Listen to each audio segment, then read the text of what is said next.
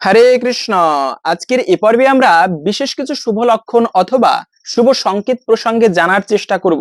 এই লক্ষণগুলো যদি শুধুমাত্র শ্রাবণ মাস বৈশাখ মাস নয়, যে কোনো মাসেই যদি কখনো দেখে থাকেন জীবনের চলার পথে, তবে অবশ্যই বুঝে নেবেন আপনার জীবনে ভালো সময় আসতে চলেছে, দুর্ভাগ্যের দূর হতে চলেছে দুর্ভাগ্য এবং সৌভাগ্যের উদয় হতে চলেছে। বিশেষ একটি গুরুত্বপূর্ণ পর্ব অমর কৃষ্ণ কথার আজকের এই পর্বটি প্রত্যেকেরই এই গুরুত্বপূর্ণ তথ্যগুলো জানা প্রয়োজন, শুভ সংকেতগুলো প্রসঙ্গে জানা প্রয়োজন। সকলকে স্বাগতম জানাচ্ছি আমাদের এই অমর কৃষ্ণ কথায়। আমরা চেষ্টা করি এরকম সনাতন ধর্মের গুরুত্বপূর্ণ তথ্যগুলোকে আপনাদের সাথে উপস্থাপন করতে, শেয়ার করতে। তাই আসুন আগামী কিছুক্ষণ সময় একসঙ্গে ধৈর্য ধরে আজকের এই বিশেষ কিছু শুভ সংকেত প্রসঙ্গে জেনে নেই। আশা করছি এই তথ্যগুলো আপনাকে অবশ্যই সমৃদ্ধ করবে। ভালো লেগে থাকলে অবশ্যই একটা লাইক করে কমেন্টে ভগবান বিষ্ণুর নামটি অথবা আপনার ইষ্ট দেবতার নামটি একবার হলেও লিখে যাবার অনুরোধ জানাচ্ছি। দেখেন, বলা হয়েছে প্রতিটা মাসেরই একটা বিশেষ গুরুত্ব রয়েছে। যেমন দ্বাদশ মাসের মধ্যে তিনটা মাসকে সব থেকে শ্রেষ্ঠ বলা হয়েছে: বৈশাখ মাস, কার্তিক মাস এবং মাঘ মাস। বৈশাখ মাসের আমি প্রথমে মাসগুলোর মাহাত্ম্য বলে দিচ্ছি। বৈশাখ মাসের কেন এতটা মাহাত্ম্য? কেননা বৈশাখ মাসে যদি কোনো ব্যক্তি কোনো পুণ্য কাজ করে, কোনো ধর্মানুষ্ঠান করে, তা অক্ষয় হয়ে যায়। এই যে দ্রৌপদী অক্ষয় বর লাভ করেছিল, একটা অক্ষয় পাত্র প্রাপ্ত করেছিল। দ্রৌপদী কৃষ্ণের একবার কনিষ্ঠ আঙুল কেটে গিয়েছিল এবং সেই কৃষ্ণকে হাত বেঁধে দিয়েছিল কৃষ্ণের নিজের আঁচলের বস্ত্র ছিঁড়ে। এর ফলে কৃষ্ণ অক্ষয় কৃপা তাকে প্রদান করেছিল। দ্রৌপদীর যে মাসে বস্ত্রহরণ হচ্ছিল, যে মাসে বা যেদিনে দ্রৌপদীকে কৃপা করেছিল, সেই মাসটা ছিল বৈশাখ মাস। বস্ত্রহরণের সময় কৃষ্ণ এত কাপড় দিয়েছিল, দুঃশাসন তিনি শেষ করতে পারেনি। সেই মাসে বলা হয়েছে কোনো ব্যক্তি কোনো ধর্মানুষ্ঠান করলে তার ফল অক্ষয় হয়ে যায়, কখনো ক্ষয় হয় না, চিরকাল সেই পুণ্য ফল সে ব্যক্তি ভোগ করতে পারে। এবং মাঘ মাস কেন এতটা গুরুত্বপূর্ণ? কেননা মাঘ মাসে প্রখর শীত, খুবই প্রচন্ড ঠান্ডা পড়ে। সেই ঠান্ডার সময়ও যে ব্যক্তি প্রভাতকালে স্নান করে ভগবানের উদ্দেশ্যে পূজা অর্চনা করতে পারে, তারও মহাপুণ্য হয়। এত এত পুণ্য হয়, চিত্রগুপ্ত তার পুণ্যের সংখ্যা গণনা করতে পারে না, হিসাব করতে পারে না। এতটা গুরুত্বপূর্ণ বলা হয়েছে মাঘ মাসে। কিন্তু কার্তিক মাস কেন গুরুত্বপূর্ণ? এই তিনটা মাসের মধ্যে সব থেকে শ্রেষ্ঠ মাস হচ্ছে কার্তিক মাস, যে মাসে ভগবান শ্রীকৃষ্ণ মা যশোদার হাতে বন্ধন হয়েছিল, ভক্তির রজ্জুতে বন্ধিত হয়েছিল। সেই মাসটা ছিল মূলত এই কার্তিক মাস, বা এর একটা শাস্ত্রীয় নাম রয়েছে, সেটা হচ্ছে দামোদর মাস। এই মাসে কোনো ব্যক্তি যদি একটা প্রদীপ ভগবানকে দান করতে পারে, সে ব্যক্তি বৈকুণ্ঠ ধাম তার লাভ হয় একটা প্রদীপ দানের ফলে। একবার কি হয়েছে, একটা সাধু কার্তিক মাসে একটা ঘিয়ের দ্বারা, ওই যে তিলের তেল দেওয়া হয়, তারপর সরিষার তেল প্রদীপে দেওয়া হয়, তো ওখানে ছিল ঘি। ওই ঘিয়ের প্রদীপ ভগবানকে অর্পণ করে ঠাকুর ঘরে রেখে চলে গিয়েছে। তো একটা ইঁদুর কি করেছে, ইঁদুর ক্ষুধার্ত, ওই ঘি খেতে গিয়ে ওই অগ্নিতে তার মৃত্যু হয়েছে। কিন্তু যেহেতু সেটা ছিল একটা প্রদীপ ভগবানকে অর্পণ করা, আরো কার্তিক মাস পুণ্যময় মাস, সেই মাসে সেই প্রদীপটি ভগবানকে অর্পণ করা হয়েছে, সেই অগ্নিতে মারা গিয়েছে। পরবর্তী জন্মে সেই ইঁদুরটি এত পুণ্য হয়েছে, রাজা হয়ে জন্মগ্রহণ করেছে। তাহলে বুঝতে পারেন এই প্রদীপের এতটা মহিমা, বিশেষ করে কার্তিক মাসে। আরো বলা হয়েছে কার্তিক মাসে যদি কোনো ব্যক্তি 1 টাকা দান করে, তার 1000 টাকা দানের ফল লাভ হয়। একটু পুণ্য করলে সহস্র পুণ্যের ফল লাভ হয়। তাই সেজন্য প্রত্যেকটা মাসের আলাদা আলাদা গুরুত্ব। এই যে শ্রাবণ মাস, শ্রাবণ মাসটি বলা হয়েছে শিবের মাস। এই মাসে স্বয়ং শিব হলাহল বিষ পান করেছিল। এই মাসেই কিন্তু মার্কণ্ডেয় ঋষি তপস্যা করে যে ব্যক্তির 16 বছর বয়সে মৃত্যু হবার কথা ছিল, সেই ব্যক্তিটি 7 কল্পকাল জীবিত ছিল। বুঝতে পারেন, 7 বার পৃথিবী ধ্বংস হয়ে গিয়েছে, তথাপিও সেই মার্কণ্ডেয়ের কিন্তু মৃত্যু হয়নি। সেটা ছিল এই এই শ্রাবণ মাস। সেজন্য এই শ্রাবণ মাসের আলাদা বিশেষ গুরুত্ব রয়েছে মহাদেবের পুজো অর্চনা করার জন্য। তো এই সংকেতগুলো আপনি যে মাসে হোক না কেন, অগ্রহায়ণ মাসেরও বিশেষ গুরুত্ব রয়েছে। অগ্রহায়ণ সমস্ত মাসের অগ্রে যে মাসটি ছিল, সেটি বৈদিক যুগে হচ্ছে অগ্রহায়ণ মাস ছিল। এরকম করে প্রত্যেকটা মাসের বিশেষ আলাদা আলাদা গুরুত্ব রয়েছে। তাই সকলকে বলবো, জীবনের যে কোনো সময় এই সংকেতগুলো যদি পেয়ে থাকেন, অবশ্যই বুঝে নেবেন আপনার জীবনে ভালো কোনো সময় আসছে। আবার একটা বিষয় হচ্ছে, ভালো খারাপ আসবেই। ব্রহ্মবৈবর্ত পুরাণের কথা, একটা ব্যক্তি যত ভালো হোক, তার খারাপ সময় কিন্তু একদিন আসবে। আজকে হয়তোবা তুমি কোনো ব্যক্তিকে কষ্ট দিচ্ছ, বা এই যে যারা রাজা হয়, বা বর্তমানে যে রাজনৈতিকবিদ, বলা হয়েছে রাজনীতিবিদকে কখনো বিশ্বাস করতে নেই, শাস্ত্রের চাণক্যের নীতি এগুলো। তো যাই হোক, সেটা ভিন্ন কথা, কোনো ব্যক্তিগত উদ্দেশ্যে কথাটা বলিনি, শাস্ত্রের একটা চাণক্যের নীতি। তো সেজন্য আমরা কত প্রতিশ্রুতি দেই, কত ব্যক্তিকে ঠকাই জীবনে। আজকে হয়তো বা কাউকে ঠকিয়ে তুমি ভালো রয়েছো, কিন্তু ভালো থাকলেও খারাপ সময় একদিন তোমার আসবেই। আজকে দিন, কালকে রাত্রি হতে সময় লাগবে না, সময়ের অপেক্ষা মাত্র, সময়ের ব্যবধান মাত্র। দুর্যোধন এতটা অত্যাচার করেছিল পঞ্চ পাণ্ডবের প্রতি, শেষ পর্যন্ত কি হলো? সময়ের ব্যবধানে সেই দুর্যোধনের শত ভাইয়ের কিন্তু পরাজয় হলো, এবং জয় হলো কাদের? সেই পঞ্চ পাণ্ডবের। এটা হচ্ছে সময়। সময় যখন বিচার করে, সাক্ষীর কখনো প্রয়োজন হয় না। তাই তাই ব্রহ্মবৈবর্ত পুরাণে স্পষ্ট ভাবে বলা হয়েছে, ভালো খারাপ আসবেই। খারাপ আসলে জীবনে ভেঙে পড়তে নেই, ভালো আসলে জীবনে অতি উৎসাহী হতে নেই, নিজেকে চঞ্চল করতে নেই। চঞ্চলামহি মন কৃষ্ণ প্রমাথি বলবদ্ধিরাম। মনটা অত্যন্ত চঞ্চল, কৃষ্ণ ভগবানকে বলেছিল। তাই সুখে দুঃখে, মানে সুখের সময়ও নিজেকে স্থির থাকতে হয়, দুঃখের সময়ও নিজেকে স্থির রাখতে হয়, কখনো চঞ্চল হওয়া উচিত নয়। এবং আরেকটা বিষয় হচ্ছে, কলিযুগ আসার পূর্বে দেখেন এই যে সংকেত, অনেকে আমরা এগুলোকে কুসংস্কার বলে উড়িয়ে দেই, মানি না। অনেকে বলে আরে বাম চোখ লাফায়, এতে কি হয়েছে? হ্যাঁ, কুসংস্কার অবশ্যই রয়েছে, কিছু কিছু বিষয় আমরা কুসংস্কার এগুলো, কিন্তু তারপরেও সংকেত কিন্তু সাধারণ বিষয় নয়। ভাগবতের মধ্যে পাবেন আপনারা, কলিযুগ আসার পূর্বে যে অলক্ষ্য মানে এগুলো কি বলে খারাপ সংকেত, এটা যুধিষ্ঠির মহারাজ পেয়েছিল। আকাশ থেকে রক্তপুঞ্জ বর্ষিত হচ্ছিল, তারপরে যে কোনো জায়গায় কাক ডাকাডাকি করতেছিল, তখন মানে যুধিষ্ঠির মহারাজ বুঝতে পেরেছিল কলিযুগ আসন্ন, কলিযুগ হয়তো বা এসে পড়েছে, শীঘ্রই সন্নিকটে, খারাপ সময় উপস্থিত। এর পূর্বে বিশেষ কিছু লক্ষণ যুধিষ্ঠির মহারাজ উপলব্ধি করতে পেরেছিলেন। ওই সময় অর্জুনকে পাঠিয়েছিলেন, মহাভারতের যুদ্ধ শেষ, যুধিষ্ঠির মহারাজকে রাজা করে কৃষ্ণ দ্বারকায় চলে গিয়েছে। এর মধ্যে কি হয়েছে, ওই সময় তো আর টেলিফোন ছিল না, মানে এক রাজ্য থেকে অন্য রাজ্যে খবর পাঠাতে অনেক সময় লাগতো। তো কৃষ্ণের অনেকদিন হয়ে গিয়েছে, দ্বারকার কোনো খোঁজ নেই, খবর আসে না। তখন অর্জুনকে পাঠালো যুধিষ্ঠির মহারাজ, অর্জুন তুমি যাও তো, গিয়ে দেখো কৃষ্ণের কোনো খোঁজ আছে কিনা, বা তারা কেমন আছে। অর্জুন গিয়ে দেখলো দ্বারকা নগরী নেই, সব জলে জলামগ্ন। আজও রয়েছে সেই দ্বারকা নগরী আরব সাগরের নিচে। তো ভগবান শ্রীকৃষ্ণ কোথায়? তিনিও তখন আপন ধামে চলে গিয়েছে। আর যেদিন থেকে কলির যুগের গণনা শুরু হয়, ওই দিন থেকে মনে রাখবে, যেদিন থেকে হচ্ছে কৃষ্ণ স্বধাম উপগতে ধর্মজ্ঞান আদি সহ, কৃষ্ণ যেদিন এই পৃথিবী থেকে গমন করে, ওই দিন থেকে ধর্ম চলে যায় এবং অধর্মের সূচনা হয়, কলিযুগের শুরু হয় ওই দিনটি থেকে। তো যুধিষ্ঠির মহারাজ চারিপাশের লক্ষণ থেকে বুঝতে পেরেছিল ভগবান শ্রীকৃষ্ণ হয়তোবা নেই, কলিযুগ শুরু হয়ে গিয়েছে। এটা কিন্তু লক্ষণ, এই লক্ষণের মাধ্যমে বোঝা যায়। কোনো সাধু পুরুষ কোনো ব্যক্তিকে দর্শন করার মাধ্যমে বলে দিতে পারে এই ব্যক্তিটা কেমন, এর ভবিষ্যৎ কেমন হতে পারে। এটা তার শরীরের স্ট্রাকচার, চলন বলন, কথাবার্তা বলা, এগুলোকে অনেক সময় মনোবিজ্ঞান বলা হয়, তার মনের ভাব বুঝতে পারা। তো এগুলোকে সাধু পুরুষেরা ব্যক্তির স্ট্রাকচার দেখে তার ভবিষ্যৎ অনেকটা নিরূপণ করতে পারেন। এরপরে আরেকটা বিষয় হচ্ছে যে, এই যে দেখেন শরীরে সুন্দর বান থাকা, যদি বলা হয় যে শুভ সংকেত গুলো কি কি, প্রথম সংকেত হচ্ছে কোন ব্যক্তি যদি তার দিব্য ভাব, তার মধ্যে একটা দিব্যতা রয়েছে, এটা বুঝতে পারবেন কিভাবে?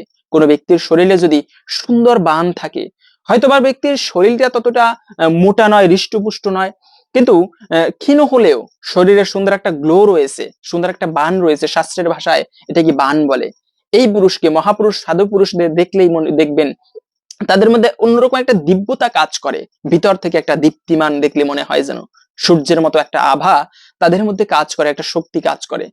এদেরকে দেখলেই বুঝতে পারবেন, এই সমস্ত ব্যক্তিদেরকে যাদের মধ্যে একটা দিব্যতা কাজ করে, যাদের দেখলেই মনে হয় একটা অন্যরকম দিব্য পুরুষ, এদের জন্য বলা হয়েছে শরীরে সুন্দর বান থাকা এটা খুবই ভালো সংকেত। এই ধরনের ব্যক্তিরা সাধারণ কোনো ব্যক্তি নয়, খুবই পুণ্যময় ব্যক্তি বলা হয়েছে যাদের শরীরে সুন্দর বান রয়েছে। দ্বিতীয় সংকেত হচ্ছে, আমরা মন্দিরে অনেক সময় ঠাকুর ঘরে পুজো দেই, মনে রাখবে সকাল দুপুর এবং সন্ধ্যা, ত্রিসন্ধ্যা সৃষ্টিকর্তার উদ্দেশ্যে সাধনা করা উচিত, তার নাম জপ করা উচিত, বা তার পুজো অর্চনা করা উচিত। তো বলা হয়েছে এই পুজো করার সময়, বিশেষ করে সনাতন ধর্মে মায়েরা বেশি পুজো করে, পুরুষেরা পুজো করে না, কিন্তু পুরুষদের পুজো করার নিয়ম রয়েছে, পুরুষের উচিত পুজো করা। এই পুজো করার সময় যদি আপনি মন্দিরের মধ্যে, আপনি হঠাৎ একটা মন্দিরের মধ্যে আপনি যে ধূপকাঠি প্রজ্বলিত করেননি, কিন্তু সুন্দর সুঘ্রাণ, চন্দ্রের মতো ঘ্রাণ পাচ্ছেন আপনা আপনি, এটা মনে রাখতে হবে। এটা দেবতারা যেখানে উপস্থিত হয়, সেখানে দেবতাদের শরীর থেকে চন্দনের মতো গন্ধ আসে, সেন্ট আসে। ভগবান উপস্থিত হলে সেখানে পুষ্পের মতো, তীব্র পুষ্পের মতো গন্ধ আসে। তো সেখান থেকে যদি আপনি খুবই সুগন্ধ পান, এটা বুঝতে হবে সেখানে কোনো দেবতা অপেক্ষা মানে উপস্থিত রয়েছে, অথবা ভগবান সেখানে আপনার পুজো গ্রহণ করার জন্য উপস্থিত রয়েছে। এটা সাধারণ সবাই উপলব্ধি করতে পারবেন না, তবে দিব্য কিছু কিছু পুরুষ এগুলো উপলব্ধি করতে পারে, যারা সাধনার চরম স্তরে গিয়েছেন। অথবা যদি এরকম খেয়াল করেন আপনি, যে এই যে দেখেন ধূপধুনো ব্যবহার করা, আমরা বর্তমানে ধূপকাঠি, মোমবাতি এগুলো ব্যবহার করি, এটা সনাতন সংস্কৃতি নয়, এগুলো ইংরেজদের থেকে এসেছে। তো এই যে ধূপধুনো ব্যবহার করার কথা শাস্ত্রে রয়েছে বা প্রদীপ, তো আপনি ধূপ জ্বালানোর পরে যদি সেই ধূপ ধোয়া সরাসরি ভগবানের বিগ্রহের দিকে যায়, এটাকেও খুবই ভালো সংকেত অনেকে বলে থাকেন বা ভালো সংকেত বলা হয়েছে। তৃতীয়ত একটা বিষয় হচ্ছে যে সব থেকে ভালো সংকেত আমি বলবো, জীবনের সব থেকে চলার পথে যদি কখনো খেয়াল করেন, মনে রাখবে প্রত্যেকের জীবনে খারাপ সময় ছিল এবং থাকবে। এই যে দেখেন, কোকিলের সুন্দর কণ্ঠ আছে কিন্তু সুন্দর শরীর নেই, ময়ূরের সুন্দর শরীর রয়েছে সুন্দর কণ্ঠ নেই, আবার মানুষের সবকিছু আছে, সুন্দর শরীর আছে, টাকা আছে, মানে সুখ শান্তি ভোগ করার জন্য সবকিছু আছে, মনের মধ্যে শান্তিটা নেই। এটা হচ্ছে ভগবানের সৃষ্টি, অদ্ভুত এই সৃষ্টি, কেউই সকল দিক থেকে পূর্ণ নয়। তো যদি জীবনের এরকম দেখেন চতুর্দিকের রাস্তা বন্ধ, শেষ, আর কোনো উপায় নেই, বেরোবার কোনো উপায় নেই, আপনি মানে একটা চার দেয়ালের মধ্যে বন্দী হয়ে রয়েছেন, জীবনের একেবারে শেষ পর্যায়ে ঠেকে গিয়েছেন, মনে রাখবে এটা সব থেকে ভালো সংকেত আমি মনে করি। কেন?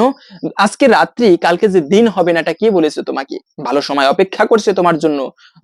অর্জুন চিন্তা করেন, মহাভারতের এত ভয়ানক যুদ্ধ, দ্রৌপদীর বস্ত্রহরণ হলো, যুদ্ধের জন্য সবাই প্রস্তুত, যুদ্ধ করবে, সবকিছু শান্তি বার্তাও মানে দেখেন শান্তি বার্তা নিয়ে গিয়েছিল ভগবান শ্রীকৃষ্ণ, তাও দুর্যোধন স্বীকার করেনি। দুর্যোধনকে বলেছিল 5টা গ্রাম তোমাকে, তোমরা 5 ভাইকে দিয়ে দাও, আর এত বড় রাজ্য তুমি নিয়ে নাও বিনা যুদ্ধে। কিন্তু তাও দুর্যোধন নিতে রাজি না, কি বললো? বিনা যুদ্ধে নাহি দেব সূচাগ্রমে দিনী, একটা সূচের অগ্রভাগে যে জায়গা পড়ে সেটাও আমি দেব না। এর ফলশ্রুতিতে কি হলো? যুদ্ধ হলো। কিন্তু যুদ্ধ করার সময় গান্ডীব হাতে নিয়ে এই অর্জুন বলতেছে আমি যুদ্ধ করব না। তখন ভগবান শ্রীকৃষ্ণ রেগে গিয়ে অর্জুনকে বলেছেন, তুমি কি মনে করো, হ্যাঁ, সব সময়ের ব্যবধান মাত্র, সবাইকে আমি মেরে রেখেছি, সময়ের ব্যবধানে তারা হয়তো বা জীবিত রয়েছে, সময় শেষ হলে তারা একদিন মৃত্যুবরণ হবে। তো এইটাই বিষয়, সময় বিচার করলে সাক্ষীর কোনো প্রয়োজন হয় না। আজকে তোমার দুঃখের দিন রয়েছে, পঞ্চপাণ্ডবের ছিল না দুঃখ, একদিন ভগবান তাদেরকে সুখ দিয়েছে, সৎ পথে থাকতে হবে, সৎভাবে জীবন যাপন করতে হবে, সুখ একদিন জীবনে আসবেই। যদি এমন হয় চতুর্দিকের রাস্তা বন্ধ হয়ে গিয়েছে, মৃত্যুর একমাত্র গতি, মনে রাখবে ভেঙে পড়বে না, নিজেকে স্থির রেখে শক্ত থাকতে হবে, জীবন যুদ্ধে যুদ্ধ করতে হবে। আর যুদ্ধ মানেই এখানে ক্ষত হবে, কষ্ট পেতে হবে, এই জীবনটা একটা যুদ্ধ, ভয়ানক যুদ্ধ।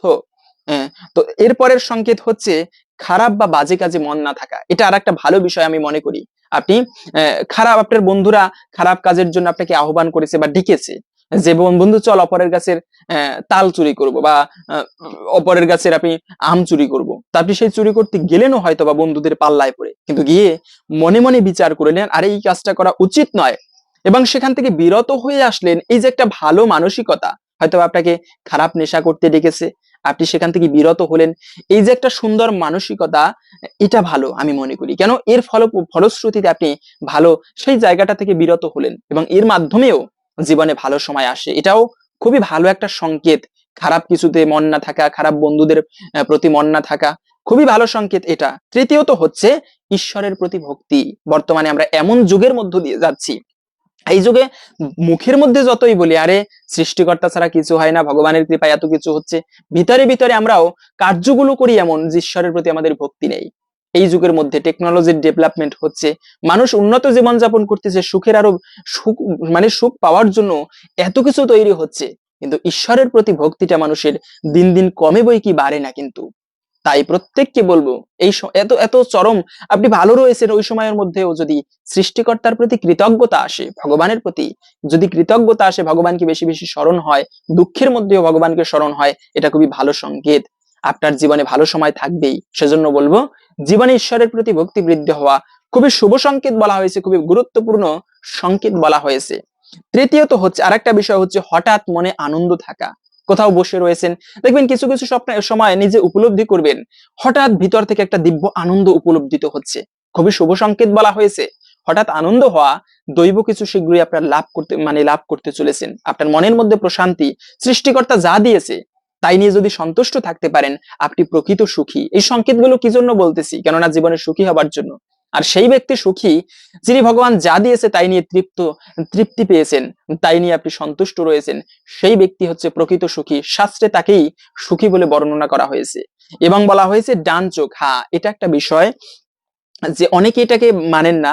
সায়েন্সের ভাষায় বলা হয়েছে চোখ লাফাতে পারে অনেক সময় শরীর খারাপ হলে, হ্যাঁ এটাও হতে পারে, তবে বলা হয়েছে পুরুষের ডান চোখের উপরিপাশ লাফানো এভাবে লাফায়, এটাকে ভালো বলা হয়েছে, শুভ সংকেত বলা হয়েছে। শীঘ্রই তার হয়তোবা অর্থ প্রাপ্তি হতে পারে, না হলে ভালো কোনো সুনাম প্রাপ্তি হতে পারে, অথবা শারীরিক ক্ষেত্রে উন্নতি হতে পারে। কিন্তু যদি পুরুষের বাম চোখ লাফায়, এটা অশুভ। আবার একইভাবে মায়েদের বাম চোখ, মায়েদের ক্ষেত্রে বাম চোখের উপরিপাশ লাফানো, এটাকে খুবই শুভ বলা হয়েছে। সে ব্যক্তির শীঘ্রই ভালো কিছু লাভ করতে চলেছে। এবং মায়েদের ক্ষেত্রে ডান চোখ লাফানোকে অশুভ বলা হয়েছে। তবে মনে রাখবে যে ভালো স্বপ্নে দেখা আর একটা খুবই শুভ সময় বা শুভ বিষয় হচ্ছে যে ভালো কিছু স্বপ্নে দেখা। অনেকে রয়েছে বলে থাকেন আমি দেবদেবীদের স্বপ্নে দেখেছি, অথবা বলে থাকেন আমার বাবা মা মরে গিয়েছে, স্বর্গে গিয়েছে, এটা আমি স্বপ্নে দেখেছি। তো এই সমস্ত স্বপ্নে দেখা, ভালো কিছু স্বপ্নে দেখা, এটাকে খুবই শুভ বলা হয়েছে। বিশেষ করে ভগবানকে স্বপ্নে দেখা অথবা দেবদেবীদের স্বপ্নে দেখা। তবে এই শুভ স্বপ্নের কথা কখনো কারোর সাথে শেয়ার করতে নেই। শুভ স্বপ্ন দেখলে সেটা নিজের মধ্যে রাখতে হয়, কেন এর ক্রিয়া থাকে না। তাহলে দৈব কিছু যদি আপনি প্রাপ্তি করেন, তাহলে কারো কাছে বলতে নেই, নিজের মধ্যে রাখতে হয়। যারা দৈব কিছু প্রাপ্তি করেছে, সাধনার চরম স্তরে গিয়েছে, সিদ্ধি লাভ করেছে, এরা সাধনার গোপন কথা, আপন ভজন কথা না বলিবি যথাতথা, বলতে নেই কিন্তু সকলের মাঝে। তাহলে এর যে একটা দিব্যতা, সেটা কিন্তু মানে কেটে যায়, তাহলে কিন্তু কাজ করে না ততটা।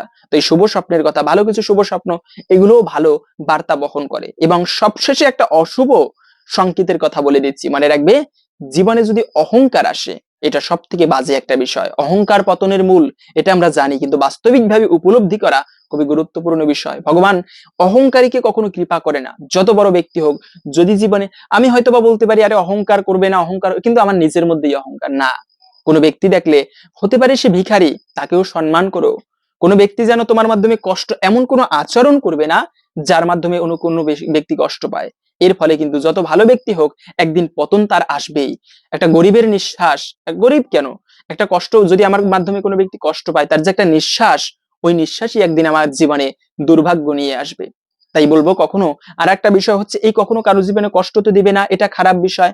এবং আর একটা বিষয় হচ্ছে, ঘুম থেকে উঠে যদি আপনি ভালো কোনো বিষয় দর্শন করেন, যে ভগবানের পুজো হচ্ছে, অথবা শঙ্খধ্বনি কানে ভেসে আসে, অথবা ভগবানের নাম শ্রবণ করে ঘুম ভাঙে, এটাকে সব থেকে শুভ স্বপ্ন বলা হয়, সংকেত বলা হয়েছে। এর মাধ্যমে যে সেই দিনটি আপনার অবশ্যই ভালোভাবে কাটবে, ভগবানের নাম নিয়ে যদি ঘুমটি ভাঙে। হরে কৃষ্ণ। যদি আজকের এই গুরুত্বপূর্ণ, আশা করি আজকের এই গুরুত্বপূর্ণ তথ্যগুলো জেনে আপনি সমৃদ্ধ হয়েছেন। যদি অমর কৃষ্ণ কথার আজকের এই পর্বটি ভালো লেগে থাকে, অবশ্যই একটা লাইক করে কমেন্টে ভগবান বিষ্ণুর নামটি অথবা ইষ্ট দেবতার নামটি একবার হলেও লিখে যাবার অনুরোধ জানাচ্ছি। ভগবানের কৃপায় সকলের জীবনে মঙ্গল হোক, এই কামনা করে আজকের ভিডিওটি এখানে সমাপ্ত করছি। হরে কৃষ্ণ।